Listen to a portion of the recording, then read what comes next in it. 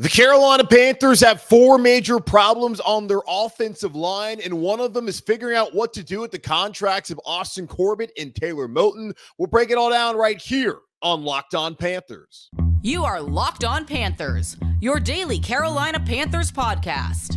Part of the Locked On Podcast Network, your team every day.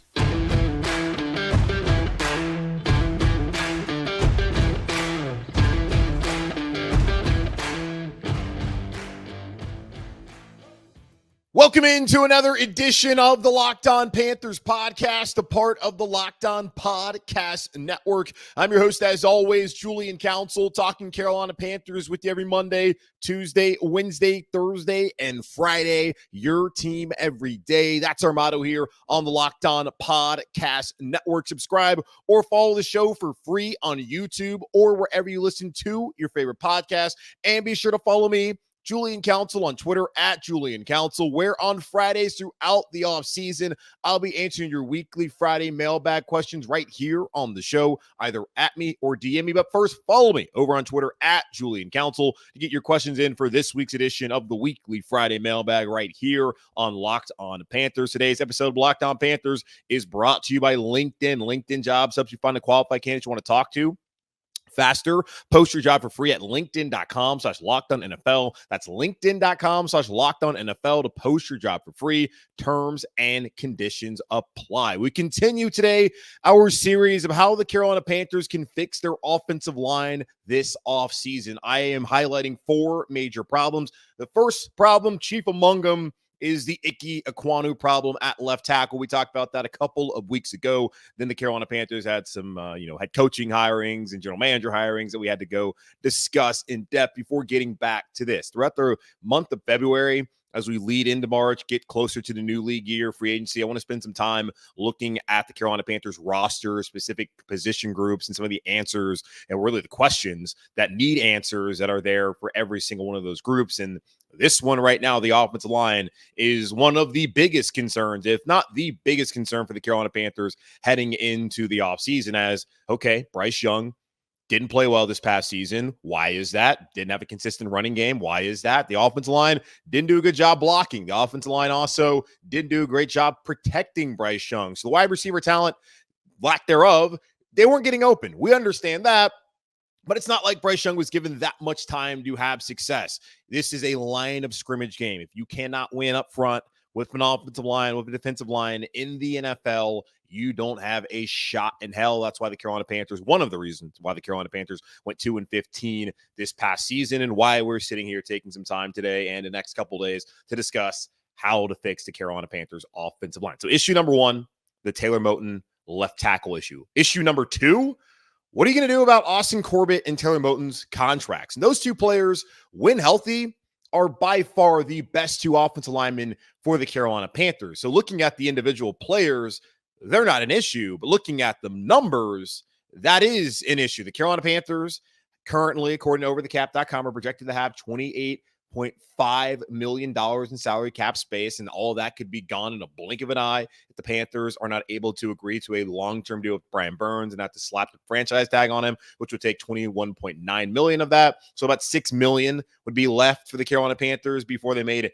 any other moves if they do have to franchise tag Brian Burns, which is why we have this discussion today about what to do with Austin Corbett and with Taylor Moton. Starting off with Austin Corbett, who's coming off of back-to-back offseason knee surgeries. Last year, he tore his ACL in Week 18 against the Saints after playing every single snap, being the Carolina Panthers' second highest-graded offensive lineman, according to Pro Football Focus. Spent the entirety of the offseason rehabbing, was on the PUP list, started off training camp, missed the first 6 weeks of the season, came back in Week 8 in that win against Houston Texans, and then 4 weeks later, he was gone with an MCL tear in that same knee. Now he's rehabbing once again, and not as significant as an ACL, but still, it's back-to-back years. Austin Corbett, as an offensive lineman, bigger guy, having a serious injury to his knee, and he didn't play all that well in the 4 games that he came back this past season. You only have to wonder, will that be the trend moving forward with him recovering once again from a knee injury and not being available for some of the offseason program? Now, we'll find out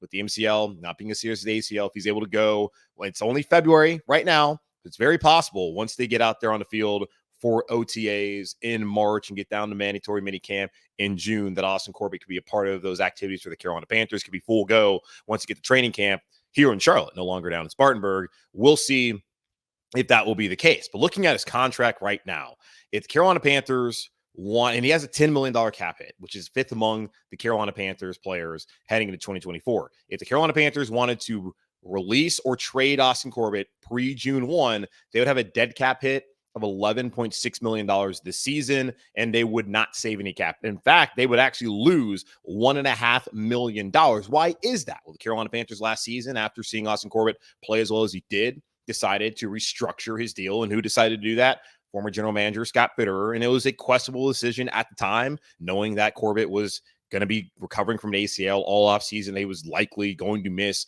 a decent chunk of the season. And had he been able to stay healthy, he would have played 11 games last season. Unfortunately, he did not stay healthy and only played 4 games for the Carolina Panthers this past season. And you looked at also the Carolina Panthers that drafted Cade Mays the prior year. Deontay Brown had been around. They had some other options out there. They ended up they ended up drafting Chandler Zavala later on that offseason. So a real head scratcher of why they decided to restructure a deal for a player who was excellent, but coming off a serious injury. Well, we saw how things played out in the offensive line this past season. That's another one of the issues we'll get into in the next coming days.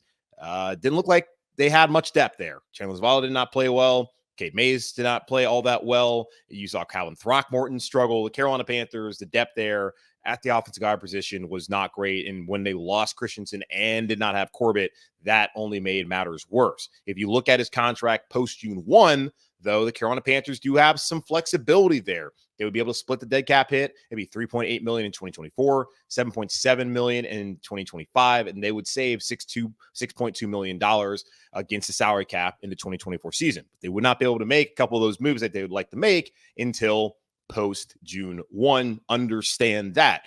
There's also the possibility the Carolina Panthers could restructure Corbett's deal this offseason once again. Looking at overthecap.com, a restructure, just a basic restructure for Austin Corbett would save the team $3.4 million.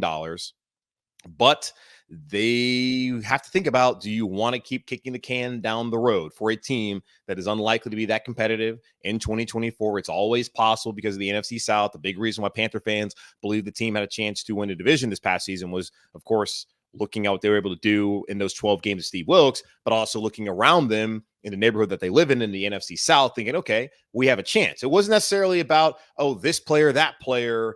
It was about the other teams around you not being very good. I still don't think those teams are going to be that good this upcoming season, but I think the Carolina Panthers have a lot of work to do. Of course, with the offensive line being one of the bigger problems that they need to fix this offseason, if that is even possible. Do you want to commit to an offensive lineman that's coming off of back-to-back knee injuries, ACL, MCL, who's getting up there in age, and you have spent time and resources on some other players that you've drafted the last couple seasons? And yet think too, Dan Morgan, he was here when they drafted Chandler Zavala last spring. He was here when the Carolina Panthers drafted Cade Mays. He has been leading up the scouting department. It's very possible that he still believes that those guys can develop into starters down the road. Now, what we saw from them this past season, especially from Zavala, doesn't offer a ton of encouragement that will be a reality one day. But understand the offensive line is a developmental position. A lot of times people want the instant gratification. It comes with every single position, but especially when it comes to the offensive line, protected quarterback, did not get that this past year from Chandler Zavala. I've not gotten that so far in the first 2 seasons of Cade Mays.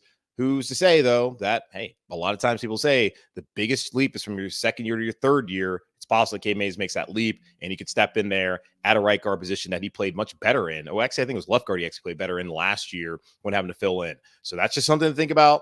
Do the Panthers want to release Cade Mays or Austin Corbett? Doesn't really feel like something they can do pre-June 1, and even post-June 1. That would delay a couple of decisions that they would want to make. He's a good player, but he's an obvious candidate if they want to part ways with him just based off of the injuries that he sustained to his right knee the last couple of seasons here in Carolina. What about Taylor Moton? He has by far been the constant, the best offensive lineman for the Carolina Panthers the last 5+ years. But his cap number, it's hefty, $29 million. Could Taylor Moton be a cap casualty here in Carolina? We'll talk about it here in just a moment on Locked On Panthers.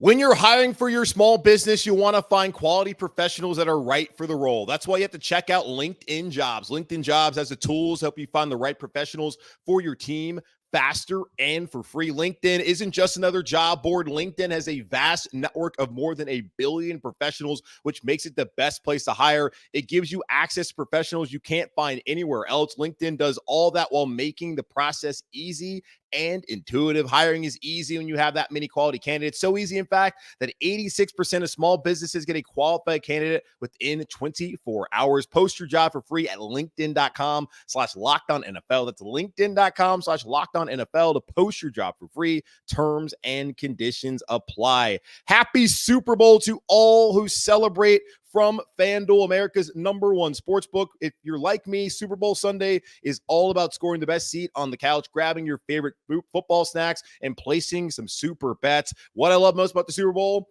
is, well, guys, the game. The food's great. The commercials are funny, but what matters most is what's happening between those lines, the Chiefs and the 49ers playing in Vegas this Sunday. Cannot wait. FanDuel has so many ways for you to end the season with a W or 2 or 3. Not only can you bet on who will win Super Bowl 58, but FanDuel also has bets for which players will score a touchdown, how many points will be scored, and so much more. New customers, that could be you. Join today and you'll get $200 in bonus bets if your first bet of $5 or more wins. Just visit FanDuel.com/LockedOn to sign up. That's FanDuel.com/LockedOn. Make every moment more. FanDuel, an official sportsbook partner of the NFL. It's going to be a little complicated for the Carolina Panthers if they want to move on from Austin Corbett. He was excellent for the team in 2022, playing every single snap before tearing his ACL at the end of the season. Missed out on the entire offseason program, started off on PUP and then on IR, then was available to play starting in that Week 8 game against the Houston Texans. Then a couple weeks later, Austin Corbett was done for the season with an MCL tear in that same knee. So back-to-back off seasons, he's recovering from a significant knee injury. The hope is, because it's an MCL, not an ACL, he'll be ready to go for the Panthers offseason program and fully ready to go once they head down to training camp. Oh, wait, here in Charlotte, North Carolina at the end of July. So we'll see how that works out when the Carolina Panthers decide to do, as there's not a lot of flexibility pre-June 1, thanks to Scott Fitterer, the former general manager here in Carolina, restructuring that deal a year ago when Corbett was rehabbing from that ACL injury. Taylor Moton, got to figure out what to do with him as well. And you probably hear that and you're saying, what is there to do with Taylor Moton? He's played in 115 consecutive games since being drafted by the Panthers in 2017. This past year, he was the Panthers' highest graded offensive lineman with a 74.6 overall grade, according to Pro Football Focus, 78.1 pass blocking grade, a 65.6 run blocking grade, and only gave up 1 sack. The Carolina Panthers had Bryce Young sacked 62 times. Not all of them on the offensive line. Some of those were on Bryce Young, but Bryce Young was sacked 62 times to tie a franchise record of Steve Berline set in 2000. And only one of those, only one, was credited to Taylor Moton. That is fantastic, and that is who he's been since he's been a starter here in Carolina. We have seen all the changes at left guard. We've seen the changes at center. We've seen the changes at left tackle, I meant to say, but we've seen the changes at center. We've seen the changes on the offensive guard positions. The one constant here in Carolina has been Taylor Moton out there at right tackle, and Taylor Moton playing good, not excellent football. He's never been a Pro Bowler. He's never been an All-Pro, but he was absolutely deserving of the massive deal the Carolina Panthers gave him ahead of the 2021 season. He has been outstanding for them, and he's been available, has not been a liability. The Panthers don't need to have an All-Pro tackle. It would be nice to have one. They don't need to have a Pro Bowl tackle. What they need to have is a tackle who gives them what Taylor Moton has given them the last couple of seasons. They have not gotten that out of any other position with the consistency of Taylor Moton. And I'm not sitting here having the conversation about how to fix Panthers offensive line if they had 5 players who performed at the level Taylor Moton has performed at since coming to Carolina. The Panthers don't have to have a bunch of Pro Bowlers. They just need to have guys who are available, who are healthy, and who can go out there and just be solid players and do their jobs. But unfortunately, they have one, and his name is Taylor Moton. The Carolina Panthers have $28.5 million in cap space. That's projected byoverthecap.com. Taylor Moton has a cap hit this season, the largest on the team by far, $29.7 million. The next is Dante Jackson, who has just over $15 million against the salary cap. That might be a topic of discussion on another day. Taylor Moton, $29.7 million cap hit. That is an enormous number for a good player. But man, that's too much. How did we get here? Well, the Carolina Panthers extended Moton right before the deadline to extend players to a new contract in July of 2021. And that's for players who had been franchise tagged. He gets his new deal. They restructured his deal after the 2021 season and 2022 offseason. They restructured his deal again last offseason in 2023. And now you're at the point where, are you thinking about Taylor Moton maybe being a cap casualty if you're the Carolina Panthers? So here are things how they break down according to Spot Track, the place for contracts.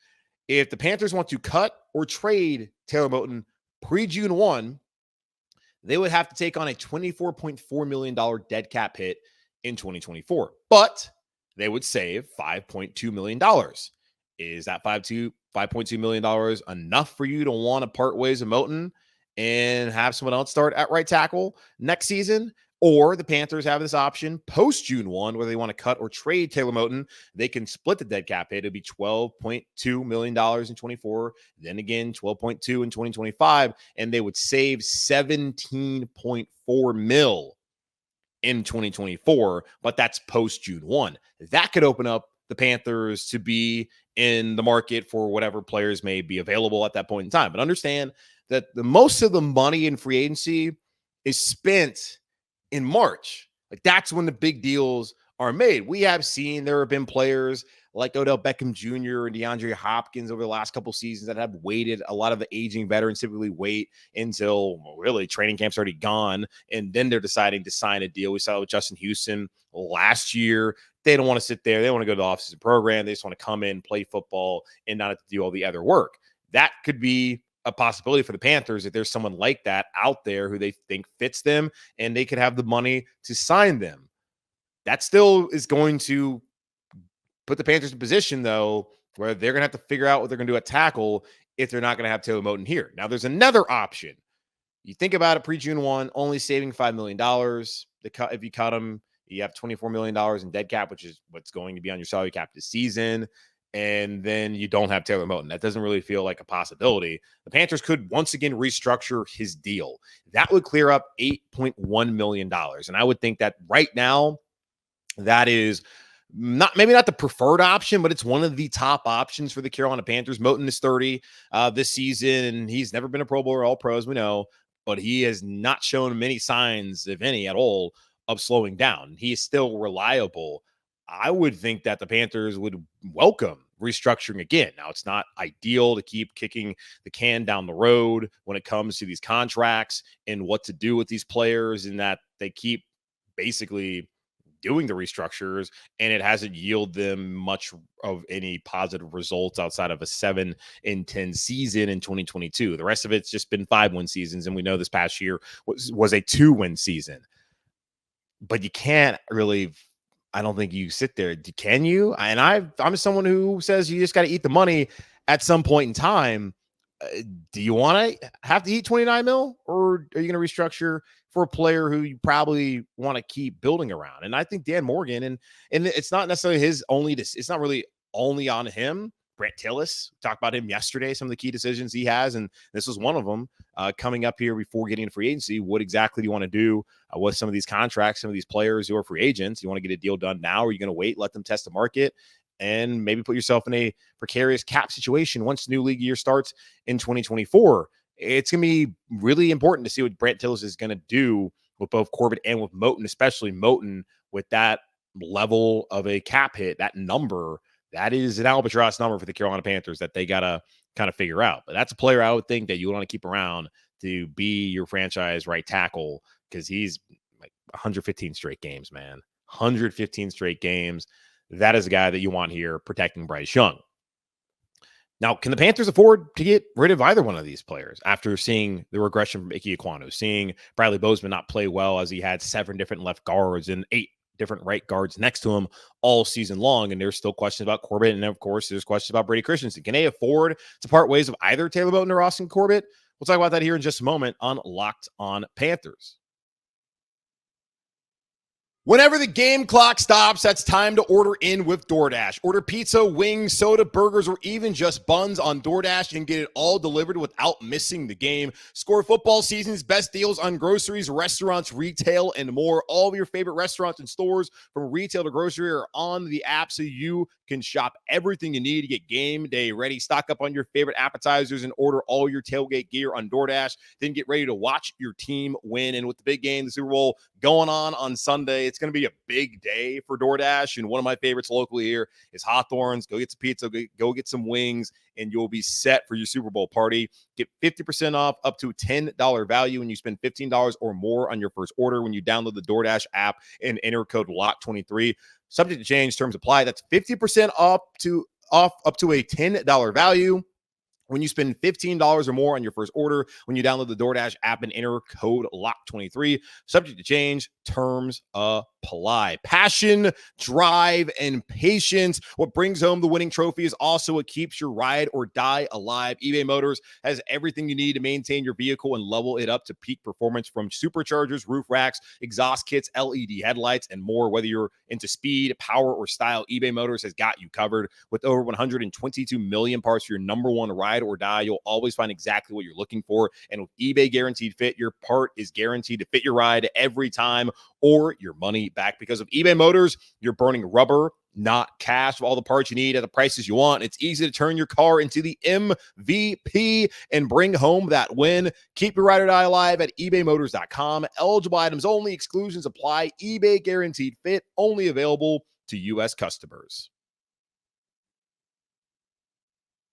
All right, we've sat here. We discussed the cap ramifications for both Austin Corbett and Taylor Moton. The right side of the offensive line, when healthy here in Carolina, they are not an issue at all. Moton was the highest graded offensive lineman for the Carolina Panthers last year, mainly by default because everyone else was just so bad, but also he has been a constant for the Carolina Panthers. In 2022, when both Moton and Corbett were healthy, Moton again was the highest graded offensive lineman for the Carolina Panthers, and Corbett was pretty good that year in 2022. Had a 69.1 overall grade, a 76.2 pass blocking grade, a 62.6 run blocking grade. Compare that to what he did the year prior in Los Angeles with the Rams.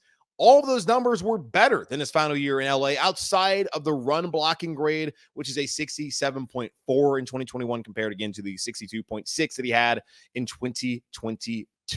Can the Panthers afford to part ways of either one of these players when you understand that it's not as simple as, okay, get rid of Corbett, get rid of Moton, and bring in some younger, cheaper options when you only have 6 draft picks, and the first one does not occur until the first pick in the second round, pick 33 overall? Can they simply get rid of them? And that's why I'm kind of doing this, because I want to look at the intricacies and really look at the context of what the Carolina Panthers offensive line situation truly is from a contract standpoint, from a player standpoint, and just from an options standpoint. I don't think there's a ton of great options out there for the Carolina Panthers outside of keeping Taylor Moton. It's not like the tackle market, which we talked about with Vicky Ekwonu. It's not like the tackle market has that many great players, and really a lot of them are just aging veterans who can come in, and will they be able to be out there a lot? Will they be healthy? The one thing about Vicky Ekwonu, while he's not necessarily played well, at least last season, the year prior, I thought he played well. He's been healthy. He's played every single snap. That cannot be discounted considering all the injuries the Panthers suffered this year, the injuries they've suffered in the past. That is important, and I appreciate him for his efforts. But also, Icky needs to play at a higher level for the Carolina Panthers. He's under contract this year. So is Christensen the last year of his rookie deal. You look at Bradley Bozeman, he's under contract. Once again, the out in his deal is not until next offseason. And there's outs in the deal for both Corbett and Moton. Just combined, though, you're only saving about $3 million if you were going to cut them pre-June 1. Now, post, you got about $23 million that you can save. But then again, you can't really start getting to that money until that point in time of the offseason, where most of these teams have already gone out there and signed the kind of quality players that you would need to fill those holes. Now, it's possible the Panthers could go find somebody cheap and then wait. I don't know if that's going to be what they want to do. But Taylor Moton, I just don't see how there's any way he's not a Carolina Panther again in 2024. Cutting him in pre-June 1 is a non-starter. And then even after June 1 still feels that way. You need to find somebody to protect Bryce Young. The only player who protected Bryce Young last season was Taylor Moton, illustrated by him giving up 1 sack according to Pro Football Focus. Now, other entities out there may say that he gave up more sacks than that. Looking at PFF, they said it was 1. Moton has been nails for this team, and he's a leader. One of your captains, definitely somebody that a young quarterback would want to have on his offensive line, someone to look up to, someone to depend upon, because that's what he has been, is dependable. And I don't see why you would want to get rid of that. Now, with Corbett, it's a little bit more complicated. Now, I'll say this too. Like Moton, I would think that it would be wise for the Carolina Panthers. He's still playing on that same deal. There's been restructured. They give him some money. I think it would be wise, looking at the way he's performed. He's going to be 30, to still go ahead and go out there, maybe give him a new deal. And that's why you bring in Brant Tillis. He can figure out this kind of stuff. He's the person I'm looking at right now as the main character in Carolina. Dave Canales, his impact's not going to happen for a while. And yes, right now we can get to know the players. He can exude the positivity within the building, all that. That's great. But the on-field product, we're not going to see that for a long time. Dan Morgan, he's out there still scouting. The draft will be here soon. But his deal here in Carolina, yes, it's over football operations. Brant Tillis is going to be reporting to him, even though Brant Tillis seems to have a higher position than him. But he's reporting to Dan Morgan. Understanding that, though, Brant Tillis is here to work with the salary cap and with the contracts. That's it. That's his expertise. And sitting here in February, preparing for the new league year, Brant Tillis is the one who is really running the show there in the building, and the one who needs to figure out what exactly to do with a Corbett and with a Taylor Moton. And I would think it would make sense, talking to Dan Morgan and probably even talking to Dave Canales, as he's going to be doing his film study of the team, that you would want to keep Taylor Moton here, not just for leadership sake, but because he's a good player and you need to have him on your offensive line moving forward. And he's just the one guy in the line that you're not trying to replace, considering how poor everyone else played on that unit. And of course, the rash of injuries that the Panthers suffered. So why not go ahead and try and make a new deal with him this offseason? I would think that would make a lot of sense. He's about to get to 30, but it's only 30. He's not that old. And we've seen plenty of tackles like the Whitworths out there. We have seen Jason Peters hasn't really played at a high level in a while, but he's been playing forever. Who's to say that Taylor Moton can't play another 5, 6, 7 years in Carolina, especially considering his Iron Man streak he's got going on. Now, knock on wood, let's hope that never breaks. But hopefully Taylor Moton will be back, and I would think he would be back in Carolina. Now, Austin Corbett, that is one where you have to really wonder, is that the best thing for your team moving forward? Not a ton of flexibility until post-June 1. And even then, still not a lot of money that you're going to be clearing up with the salary cap. His overall grade this past year, according to Pro Football Focus, was a 47.9. He had a 44.5 pass blocking grade and a 51.0 run blocking grade in the 4 games that he played. He clearly was unhealthy.